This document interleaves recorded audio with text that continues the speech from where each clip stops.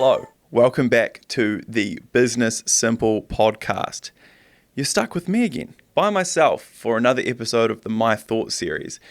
In this episode, I'm going to be doing something a little bit different. So we are expanding, that's probably the word, we're expanding and diving into the world of AI pretty heavily at the moment. And so with that, we've got a number of projects outside of Digital Simple that we're working on that involve AI.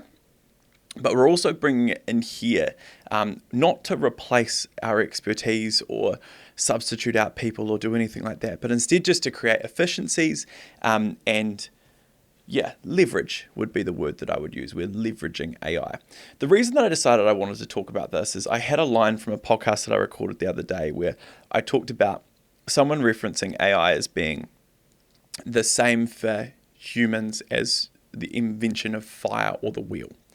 And I think something that stands out, or at least to me, when people start talking about things as being to a level of importance as something like fire or the wheel, you imagine turmoil that's created as a result of the discovery of this, right? But in a world where we didn't have a wheel, people carried things. And those people that carried things after the wheel was invented did not become redundant to society. They were just able to move way more things from A to B way faster. And so that's where I'm really starting to think about AI as the wheel. This is not going to replace you provided you adapt to it. If you're determined to keep carrying things around one at a time and your competition's able to wheel 5 things at a faster rate than you are, it's going to cause you some pain. But that's how the market manages itself, and that's how it's always managed itself, is different skills, techniques, systems have come in and it's forced other people to be better. So, in the light of that, I'm going to be giving you every month the 3 things that I've found that I think AI is most valuable for in a practical way that the majority of you could use it tomorrow to make your life better. I think monthly is probably enough. If I find some real cool stuff in the middle and I've got a bit of time, I'll probably shoot another one of these episodes and let you know. But currently, here are the 3 things that I'm doing with AI that is impacting me and my team the most. Number 1 is meeting, note-taking, and to-do lists. So we use a product called Fireflies that we have joined automatically into all of our Google Meets. It is exceptionally good. Even over the last 6 to 12 months we've been using it for, it has gotten considerably better than it was initially at pulling what the important parts of the meeting are out, leaving the niceties and things like that out of, like initially it was saying, James and blah, blah, blah spent a long time talking about how blah, blah, blah's life is going. But it's starting to recognize that that's not so important. It's giving obviously perfect transcriptions. You can then also, if you're on the right version, listen back with audio, which we don't do a whole lot. But it's a really low cost way to create minutes and notes from meetings and to create autonomy across a team of people. So you can have Fireflies join everyone's meetings. And it's a little bit limited when you sit down in person if you chuck, say, a laptop on that records it or something like that. But it does still perform in that environment and give you some overview. Like it's getting better at telling voices apart. I'm finding it overall really valuable. And I think that if you have a lot of meetings and maybe you forget things, you're like me, you could be in heaps of meetings, plus some podcast episodes, plus some other stuff.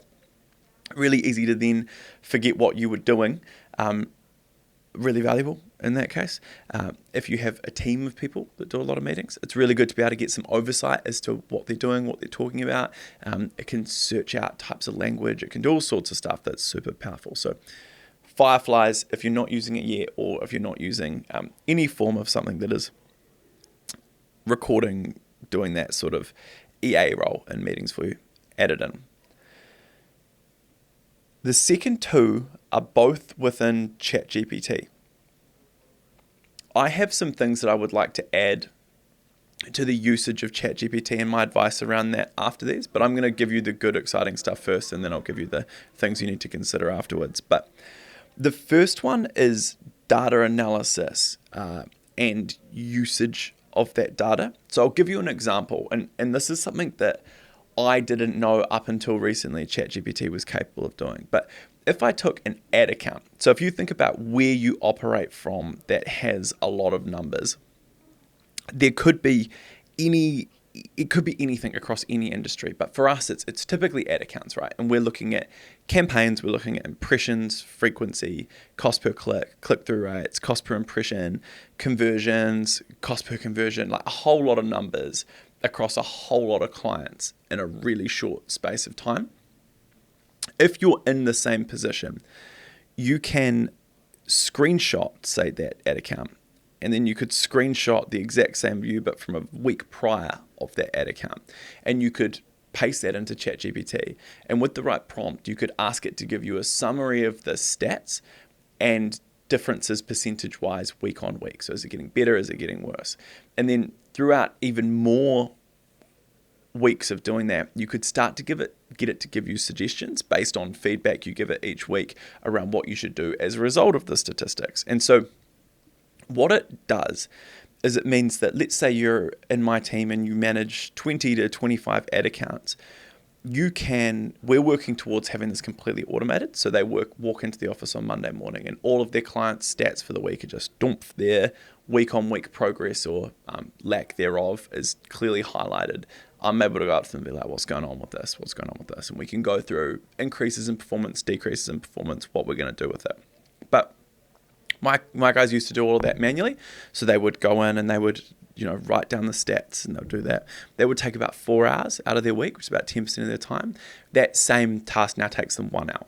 So that frees them up 3 extra hours of the week to create campaigns and do other things like that.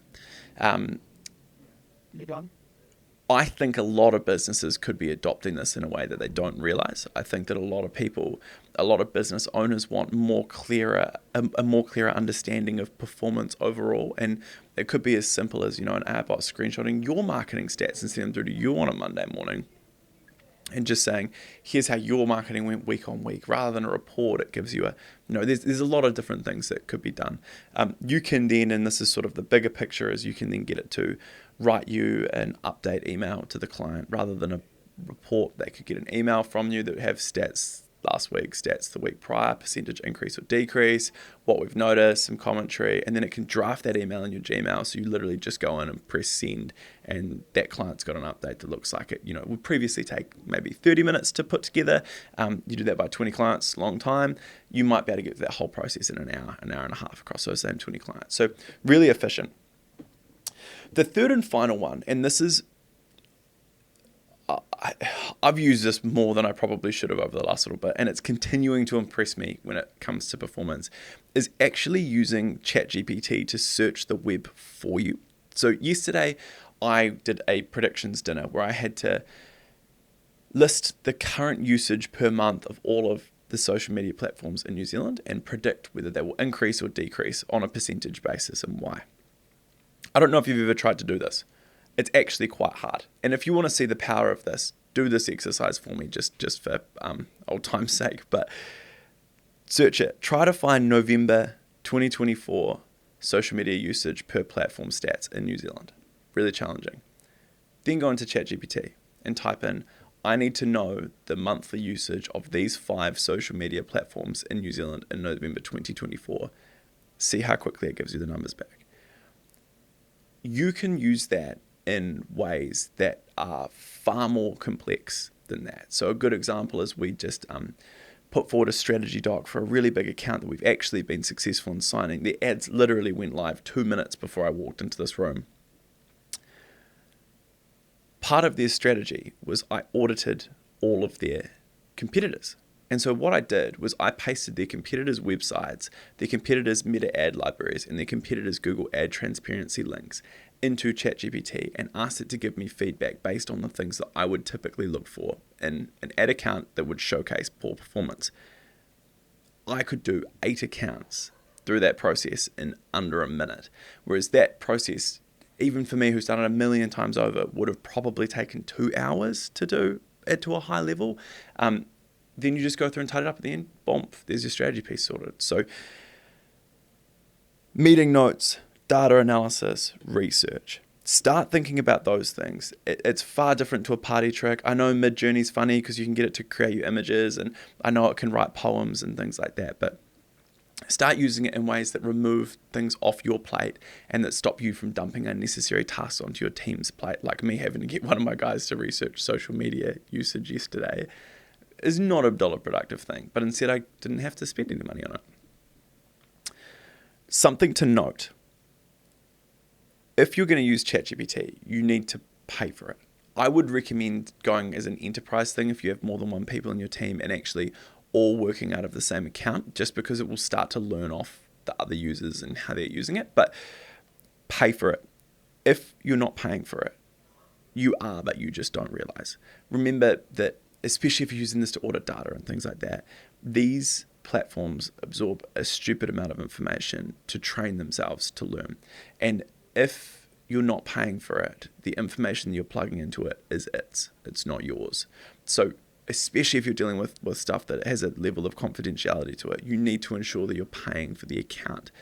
Not only will you get better outcomes from it, and it's a very nominally small expense, but also beyond that, it's protecting your data to a far greater level than you are otherwise. So ensure that you do that.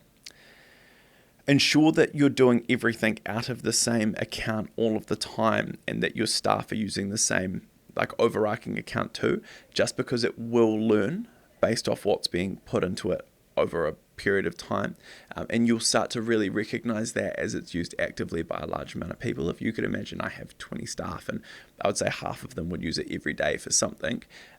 All of them would probably be across the week. It starts to really understand how you work, all of those sorts of things really quickly.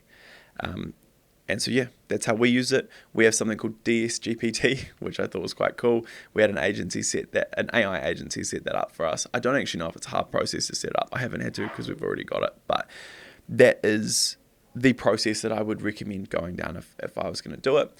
Those are the 3 things I'd start with because they have big impact. Ideally, in another month, I'll have another 3 things for you to have a look at. So get into that, have a bit of a look around, test it out. If you've got any questions, feel free to let me know. If you've listened this far, thank you. I really appreciate it.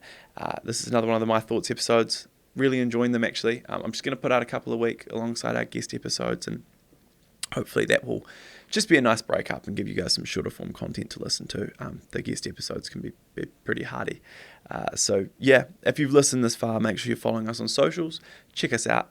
We're obviously live on pretty much all podcast platforms now, but subscribe on Spotify. Check us out on YouTube. We post shorts and full-length content there. Instagram mostly gets the trailers and shorts and things like that. And I will see you on the next one. Thanks for listening.